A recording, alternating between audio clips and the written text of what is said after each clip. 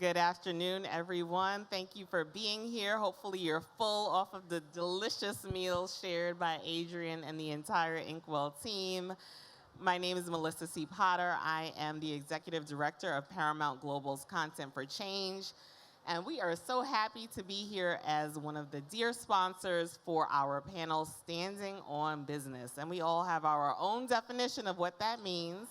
But today we have some experts that are going to enlighten us in their own areas of interest and focus. To my left, we have Miranda Yelverton, followed by Tiffany Harden, Crystal Barnes, and Walter Gear.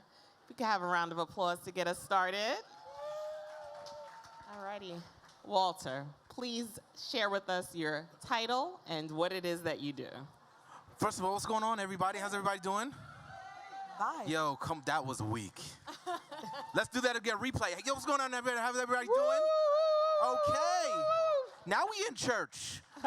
All right, amen. Touch and agree. Touch and agree. I'm sorry, I'm an asshole. So, Walter Gear, Chief Creative Officer of North America VML and Head of Innovation. So that's my role, and I'm excited to be here and have this conversation with these highly intelligent women. Yeah. Amazing. Let's Crystal? go. Hello, everyone. Crystal Barnes, Executive Vice President at Paramount for Social Impact and ESG Sustainability. Amazing. My name is Tiffany Harden, and I'm the founder of Guild Creative Group and represent. Fantastic. And what I Miranda? do, I'll tell you what I do. I work on all things influencer campaigns and creator marketing. Awesome. Miranda. Hey everyone, I'm Miranda Yelverton. I'm the Vice President of Creator Marketing and Social Media at 160over90, which is the cultural marketing agency of Endeavor. Okay, a panel of bosses. I hope you have your notepads out. So starting with you, Miranda, and a question for all of our panelists is, if you had to define a creator in today's world, who are they? What type of content are they creating, and how is it moving the culture? Good question. A creator is anyone that produces content and leverages a digital platform to distribute it. So that's anyone from small to large can be a creator, and they're often using social platforms. Okay. Tiffany, how about you? That was a multi-level question. You ain't lying. I'm sitting here Who's like, a damn, think creator? about that What shit. are they producing? And how are they moving the culture? You know what? Just being in this business for almost 20 years, creator, influencer, it's shifted over the years, but I think what Miranda said was accurate. You know, anyone that is producing content for their audiences, and I think a great creator has the distinct opportunity and ability to really move people through their work. And so if you are making content and you're storytelling, that's what I would really consider a creator. Less and less answers for you as we go down this Like, road. damn, this is dwindling down. She said. So, a creator educates and entertains. That's what we do at Paramount, and one of the things that we try and do when we ensure that we have diverse creators within our ecosystem. And so they educate, they entertain, they know their audiences. A good creator knows their audiences, so they know how to put that extra sauce on that content to connect with their audiences. They've done their homework, they've done their research. So I know these days we say any and everyone could be a creator, but the good ones truly know their audiences, and they know how to reach and connect with them in authentic and real ways. Good luck. Yes. Tag your it. Yeah, right. No, everything they said. I think realistically, there's a lot of people who create, right? Like every individual in this audience is a creator to some degree at what it is that you do. But at the end of the day, it's about, when you talk about the creators who are influencers, it's individuals who understand and know how to tap into the emotional state of an individual on the other side of that device, platform, and or screen that you're trying to utilize, right? And so that's a hard thing to do. So while we do say, yes, it's knowing your audience, oftentimes it's individuals who created an audience by simply being authentic in who they are. So it's less of, oh, I got to do this and this and that, but like, I'm just doing what I do, and these people happen to be following me and engaging with me. And it's powerful on so many levels and changes the entire landscape of what we call advertising, because now it's like, I would much rather listen and buy a product from an individual I follow more so than the brand themselves, because there's a level of trust that's associated. So it's like a creator is someone who is tapping in with a real, authentic, genuine kind of sense of who they are and what they do on a day-to-day basis. Yeah. Creators have shifted the consumer behavior. Absolutely. Yeah. And so for you, Crystal, to Walter's point of authenticity and building trust, we all know in 2020, post the murder of George Floyd, every company was scrambling to have a solution to not be put on blast, to write a quick check and hope that their problems would go away. But at Paramount Global, we know that we took a different approach, rooted in authenticity, storytelling, and making sure that leadership is reflective of the change that needs to be made across Hollywood. How would you unpack that for us a bit more through Content for Change? Yep, good setup, Melissa. Thank you. So I would say a couple of things. One, Paramount, just like many other companies, we made commitments, right? We made commitments around DE&I, in front of the camera, behind the camera, boom. Was something that we knew we needed to do, something, quite honestly, that we have a legacy and history of doing with our leadership, that some of which are here today. But we know that we needed to take it a step further. What we also didn't realize, though, was that in 2022, at the time, as we were thinking about the ways in which we even understand what that data looks like, how do we collect the data behind the camera, in front of the camera? 2022, that was still looking like Word documents and Excel spreadsheets, and that felt crazy. And so it was an opportunity for us to look at partnerships and build infrastructure. We partnered with Salesforce to build an infrastructure. They didn't pay me for that, I Salesforce team swear. over here. Y'all coming heavy. Salesforce in the house. Yeah, to build an infrastructure Big to be bucks. able to do that. And so it was an amazing partnership. We open sourced it and had conversations, and we found from our colleagues across the board that it was also a very manual process for them. So for us, accountability in that space is, setting the targets and the ambitions and the goals that we have, but making sure we have the data infrastructure to be able to support that and back it up, and creating some consistency across the industry. The other piece of it, I would say, is partnership as it relates to content creation. We partner with the Gates Foundation to create a series with young BIPOC and female creators across the world, in Nigeria and Kenya and Brazil and the US and India, to talk about stories that are often untold, to talk about period poverty, to talk about HIV and AIDS, to talk about childhood marriage, and then to take that content and feed it into our entire distribution channel in front of all of our big clients. So that's a part of the buys that they have. And so just making sure that from an infrastructure perspective that we had our act together, and from a content production perspective we had our act together. That's how we ensure through Content for Change and other initiatives that we have as a company that we're not only setting ambitious goals, but that we're backing it up with the infrastructure and the content that we create. This is really amazing, and I want to tell you why. Because so often there are brands that will do one-off deals with creators, and I've sat in every seat in the creator economy, and I'm literally watching and having to coach creators on their business, and their operations. And when they get a manager, they're not really getting a manager, a visionary. They're getting, or a strategist. They're getting somebody sometimes who's just a salesperson to get deals. What you guys are doing is really fascinating, because most folks don't realize that it is for you it's infrastructure, but it's this trickle-down effect that's happening. And the creator is fully supported through your infrastructure. Because I'm willing to bet most brands are not able to actually they have the ability to get the data. How they use it and how they serve it up, it takes work, and that's what you're doing, and I really, really appreciate that, because you can turn back at the end of the year and say, we were able to pay millions, honey, to producers, on camera, off camera, above the line, below the line. That's really powerful, because creator is such a vast term, and we need more of that action. Yeah. Thank you. And Tiffany, to that point, and why we weren't ambulance chasing post 2020 is that we had leaders like Marva Smalls, who's here today, and ensure that it's truly embedded in our culture. Yes. So we definitely want to give thanks for that leadership. Equity is a buzzword these days, Marinda. But what does it really mean? You are someone who can cut big checks for tons of influencers and open so many doors, and we're all fighting for an equitable space. but we really don't know what we should be asking for and what are the opportunities available to us. Explain that. I think, and I take the responsibility to heart. I think when it comes to this industry, brands have to prioritize representation when it comes to partnerships. And that comes along with whatever briefs they're putting forward, but also when it comes to the agencies that they're partnering with, they are also responsible when it comes to making sure that their creative recommendations, their creator recommendations are inclusive and representative of what consumers want to see. And so, even on the flip side, looking at creators, you mentioned operationals, right? When you become a paid creator, you become a business. And so it's leveraging the mindset of an entrepreneur and understanding those fundamentals so that you can be smart with your business as a creator. So it's a surround sound approach that we as an industry, when it comes to the creator economy, everyone has a responsibility. Can I touch on that for a second? Yeah, please.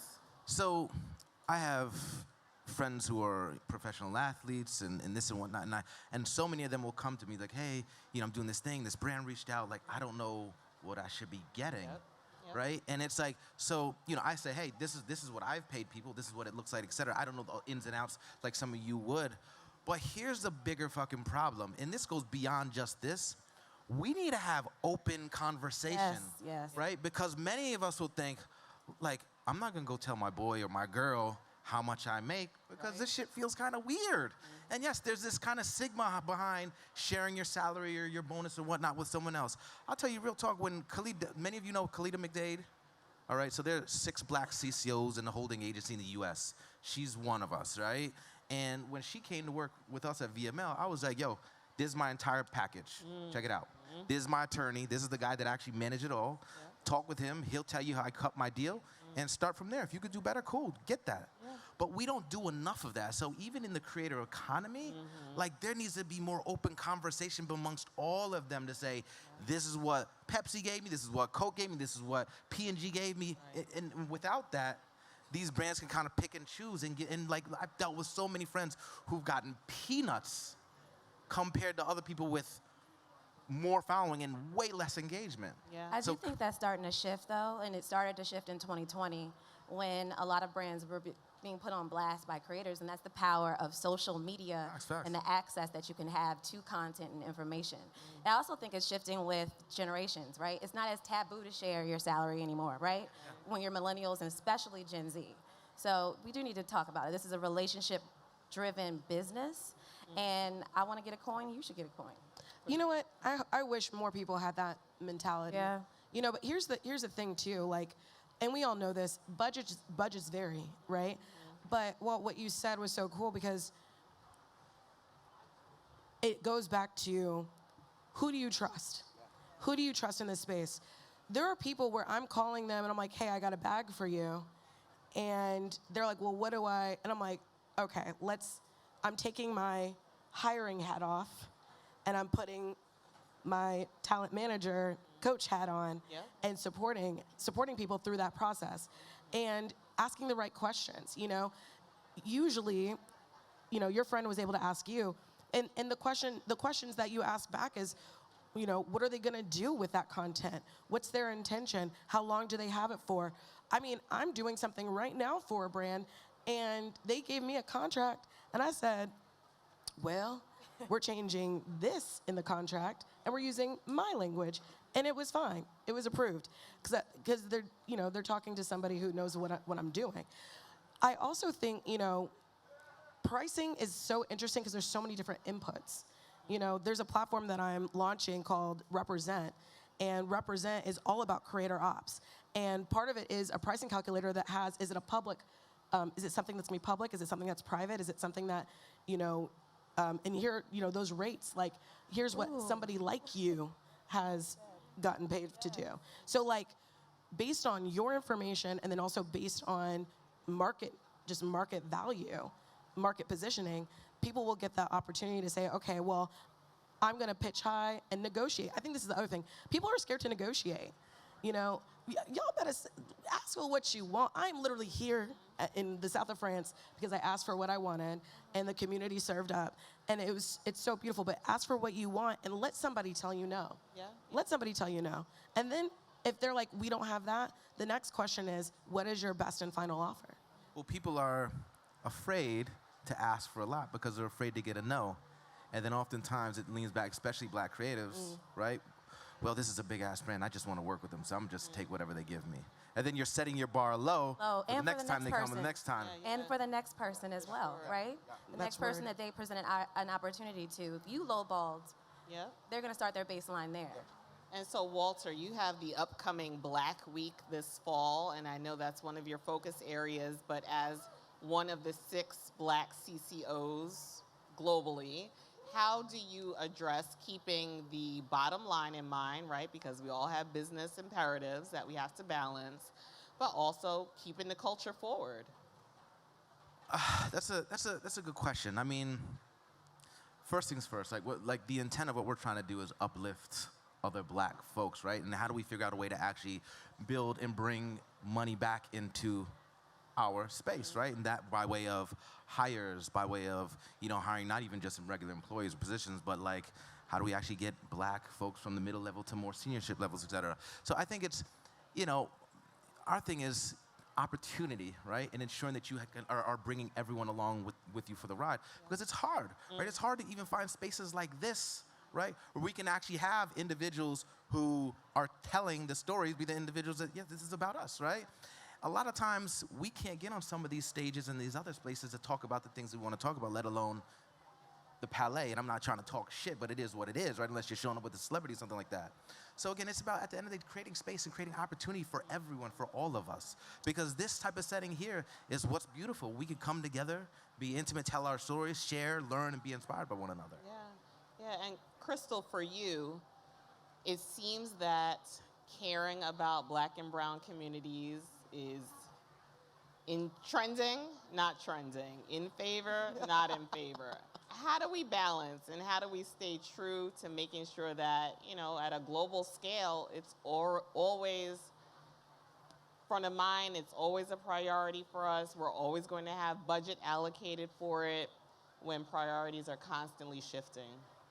The priority for us and most of these companies is to make money. Yeah.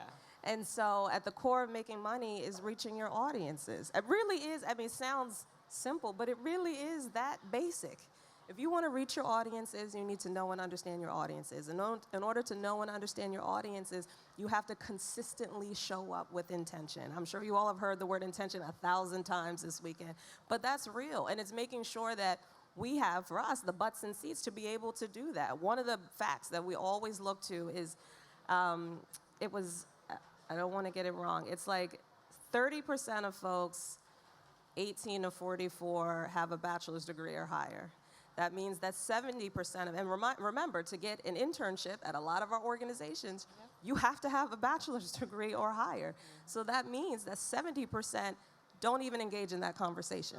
So of the 120 million, I believe, 18 or 44-year-olds, there are 80 million folks that just because they're unable to check a box are unable to walk their way into our doors through a traditional path, which is an internship. And so it's really looking at the core of the problem, which is why we created the Content for Change Academy, because it is specifically for folks who come from non-traditional backgrounds who can provide a pathway. We can provide a pathway for them to come into our organization. They have mentorships. We sent some folks to Cannes last year from our Content for Change Academy. They got gigs after being at Cannes last year. And so it's creating opportunities and programs that get to the root of the issue, because getting in the door is one thing. Getting a gig is another thing. Building your book of business is another thing. And so to your point around having those transparent conversations about how you're paid, having those conversations transparently about how you get in the door are also very important. And companies making sure that they're looking at the root of the problem and not just having programs for the sake of having programs, but ones that are actually going to address that is really important. Yeah, and not only getting in the door, but retaining your space. And what does that look like once you're there? Yep. I wanted to speak on this. On the last panel was partnerships and scale. And, there are some small businesses here. There are some really awesome agencies that are here.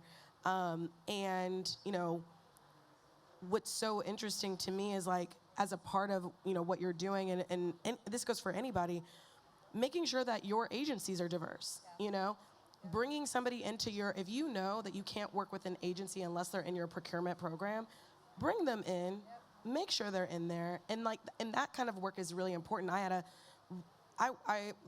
There's a saying, it costs them nothing to waste your time.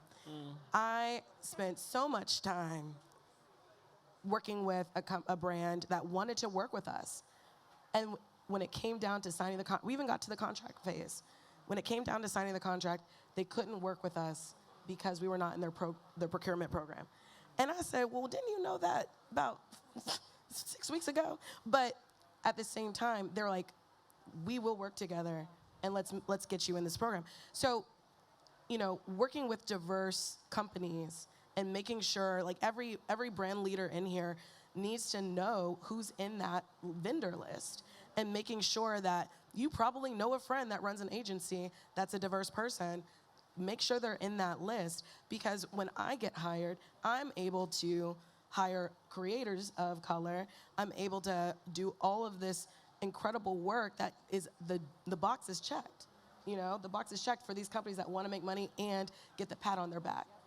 So to your point about systems, it goes the full, and this is how you do impact. Right.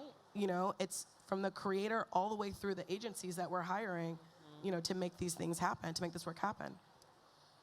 So Tiffany, how can companies like the ones that you partner with avoid being exploitative, avoid tokenism of creators of color, and have a really long-term impact and stay within the system for more than the news cycle?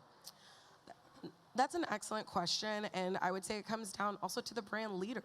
In all of these brands, there's a brand leader that has to be really training their team on how they want to work with creators, especially creators of color. So if it's something you're only working with different creators because it's, what is it, the creator du jour, it's like just sexy for the moment, that's going to be felt, and some people, especially creators, they're like, let me take my bag and run.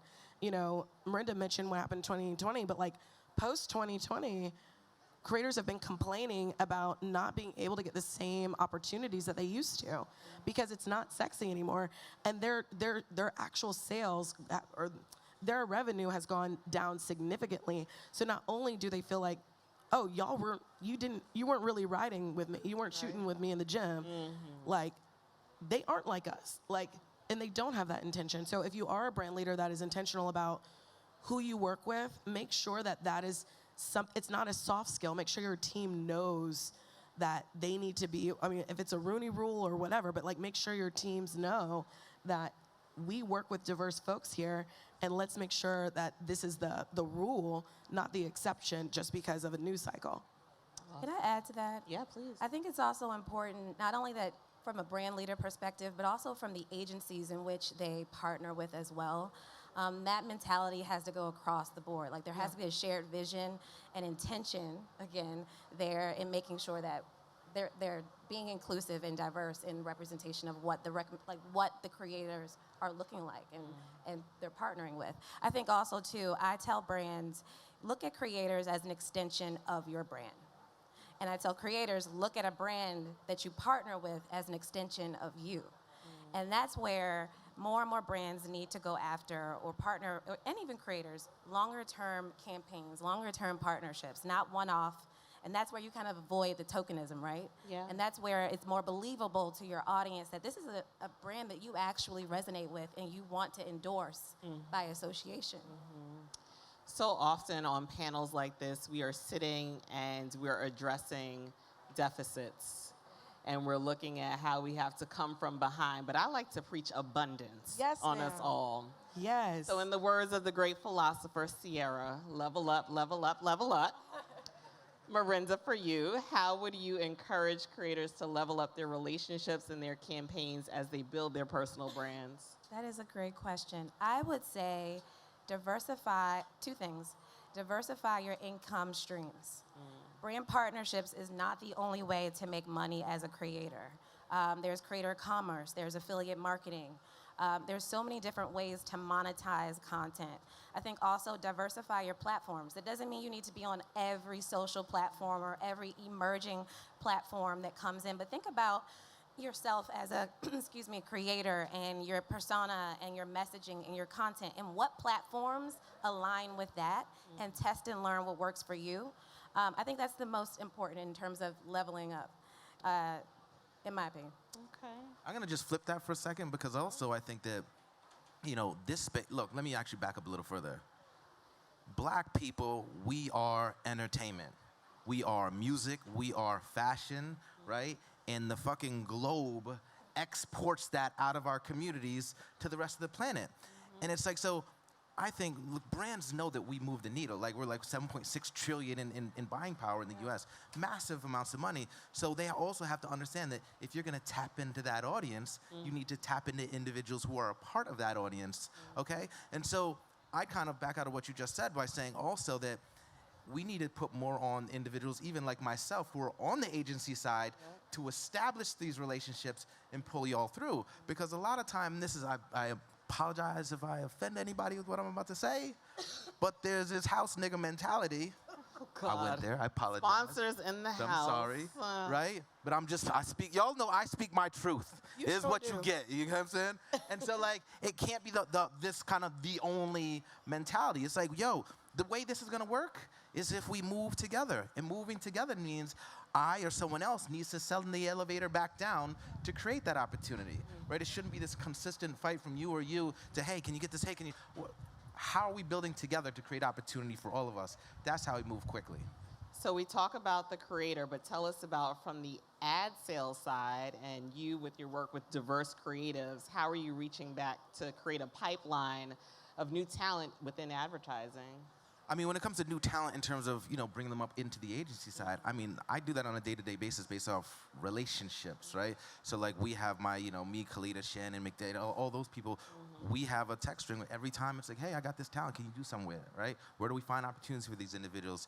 I created some, in the beginning of the pandemic, I created diverse creatives with Iran, and we, got like 1,700 people on black and brown creatives on this platform, and they were getting hired on a daily basis. But I also tell people, like, yo, it costs me nothing for you to say, reach out, hit me on LinkedIn, and like, yo, I found this job, can you hit me up? All right, cool. And my response every single time, and I apologize if maybe there's some people I miss, but like I try to get everyone that reaches out to me on all social platforms. My response is a simple one. Here's my email address. Shoot me a quick email, attach your resume, your portfolio, make it quick. Here's what I'm doing right now. Here's why I'm great for this role. Here's the URL for the job I applied for. Thank you very much. It costs me nothing to press forward, type in 2 email addresses, send, and 95+% of the time they will get an interview, and at that point you just got to do your thing. So it's about creating opportunity for us. Yeah. The only other thing I'll add is I think someone said the long game earlier. And it is about the long game, because if I think about the ways in which we have engaged creators at Paramount over the past 6 months or so, I even look at the Super Bowl, right? Super Bowl, highest watched Super Bowl on CBS. Thank you very much. But we had creators there intentionally to talk about the Super Bowl, to talk about the on-the-ground activations, to talk about the diversity work that we were doing there, to talk about the partnerships and relationships that we had. And so just understanding how big brands are engaging creators for the long tail. If I'm a creator, I want to say, all right, you have Super Bowl, what's next? You got the VMAs coming up. Right. You got the EMAs coming up internationally. How can I insert myself into the ecosystem in ways in which you are showing up? It's part of the reason why we're here today, to talk to clients about the ways that they can plug into content for change and creators and engage creators in that process. So it's really looking at the long tail of brands, not just one-off opportunities to partner. Not anymore. And that's where the impact comes in. Yep. Yeah. And Tiffany, for you, what are some unknown or unfamiliar career opportunities within the creator economy that we just might not have on our radar as people of color? Well, I think that usually, my background was in talent management, and then I went into advertising. And I think sometimes people forget about the agency side and also the talent management side. Just being a creative operational mind. So every creator needs someone who has, sometimes I tell people you don't need a talent manager, you need a good VA and some systems. But like, I think that's one job is, being an operator. There's a book called Traction, and there's visionaries, there's operators, there's other folk, integrators, And for every creative that's maybe doing something, they need someone to say like, oh wait, I know what to do with that. There's something commercial about that, if that's something that you want to do. Not all creators are doing it for commercial purposes, you know? They're just doing a good job and doing what they want to do, and they don't take brand deals, you know? But for those that are like, you know, if you're an operationally minded person, if you can talk business, and then you can also, you know, go into even finances, like if you ask any creator to show you their finances, this is fun. Well, for me anyway. It's like, what are you doing? Like, sometimes they don't even know. Everything is blurred together. They don't really know that they're a business. So I think figuring out, like, if you're an operator, that's one way people can work with you. Figuring out, you know, if you want to do, you know, production work. You know, obviously AI is a huge topic. Like, how can you work with creator to maybe set up their own AI so that they can actually move through their productivity faster. And I think that's definitely a new one that I think if people are going to be the expert in it, I think creators are going to start flocking to people that are operationally minded and that have a grasp on AI and how it can empower their work. So I have a question I'm personally curious about. There are folks that intend to be creators. They buy their kits. They know how to monetize. But there are folks like Arisa Tisa who becomes an accidental creator who has so much now at her disposal. How does an accidental creator enter the economy and maximize the opportunities within the moment for Tiffany and Marinda? I love Risa Tisa. That's hilarious. Someone has to be an operator, has to get next to her. I say operator because it's not just a talent manager. It's someone who's connected because she's getting, I'm imagining she got a lot of inbound. Yep. And being able to think about timing, thinking about, you know, how does her, if she wants to be a brand, how does it make her look? How does it make it look? How does it make her look? So I think getting around smart people that know how to navigate publicity, navigate also the opportunities that might be fiscal. She was on, I think she might be even here. Like there's a whole bunch of stuff going on with her. So, but also knowing that that might be a flash in the pan. It might not be, oh my gosh, okay, it might not be forever. And that might be something she has to take advantage of right away and then, you know, manage that properly. I love the Risa story. And I do believe she's already being managed in representation. I won't name them because they're a competitor. But the one thing about Risa, what she did, yes, there's a difference between being a creator and an influencer. And you've got special gems that can be both. And with her, what she did was monumental in that she was using long-form content on TikTok, which is traditionally a short-form content platform, and it blew up. I mean, people were, you know, streaming it from their TVs, right, telling her story, and it was relatable in so many different ways and spun off so many different conversations. And I think that's part of the reason why her story amplified to the degree that it did. So on TikTok, this lady is telling her story raw in a car, and people resonated with that realness, that authenticity. And so I hope it's not just a moment for her. I hope it's not either. People were really like, "What episode are you on?" I'm like, "This ain't a show." But I needed the cliff notes. I didn't have the attention. Thank God for Lovey and her cliff notes. I was like, "Girl, what happened?" Like, But you know, she needs going back to the operational side. She needs one to help her, since that was kind of an accident, refine and define what's the goal now. Like, what do you want to take this you know, notoriety now, or this that you have on stage? Like, what do you want to do with it? And come up with a plan. I call it vision casting.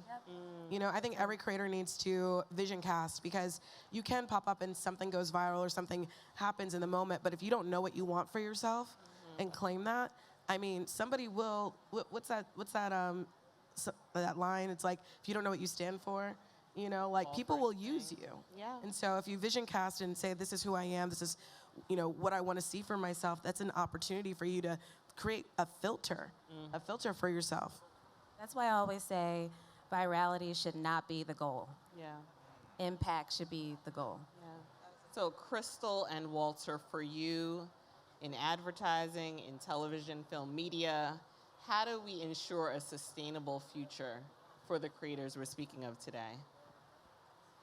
You want to go? Oh, thanks. You know, a sustainable future looks like having many, many more of these conversations. A sustainable future looks like putting BIPOC creators in places and spaces like this to absorb all of these nuggets and all of the other nuggets that have occurred throughout the time at Cannes. A sustainable future includes holding brands accountable to ensuring that the creators economy is a part of these goals and targets that they're setting consistently with an eye towards BIPOC and, like I said, young creators. You know, a sustainable future includes audiences demanding from brands what they want to see, hear, purchase, and taking control of what that audience engagement is all about. So it's about us being, you know, knowledgeable consumers of content and products and using that and speaking to brands in a way that allows them to understand what we know, want, and expect from them.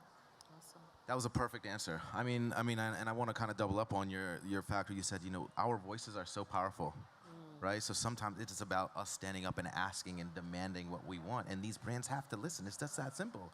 Right? I think if we also understand how we can continue to come together and be tighter together and focus on one goal, because look, there's so many of us in this space that are trying to make change for better, right? Like so many of us, so many different platforms, so many different individual people, and we all need to figure out a way where we can actually come together and identify that is where we are going right there, so let's all fight to go that direction. And not all of them means you got to be like me and talking shit on social or doing this. Like, it takes a multitude of type of people to actually come together to do that, to win and be successful, but also to, I think we also need to ensure that at a lot of these companies that are making the decisions on who to work with, that we have people like us or who look like us sitting at the tables, not just being inclusive, but as decision makers, right? We need to be at the tables and feel empowered to speak up and demand these things in these rooms. Because let's be honest, you could be a CMO, a CCO, and still have a hard time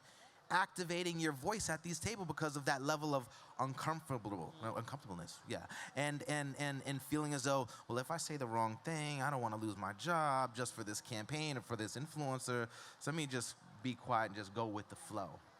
We have to understand that we have to demand these things and ask these things, or else that change is not going to happen. Yeah, so we have to disrupt, we have to be transparent, we have to ensure our own seats at the table and reach backwards by creating pipelines, access, and opportunities. So many gems have come out.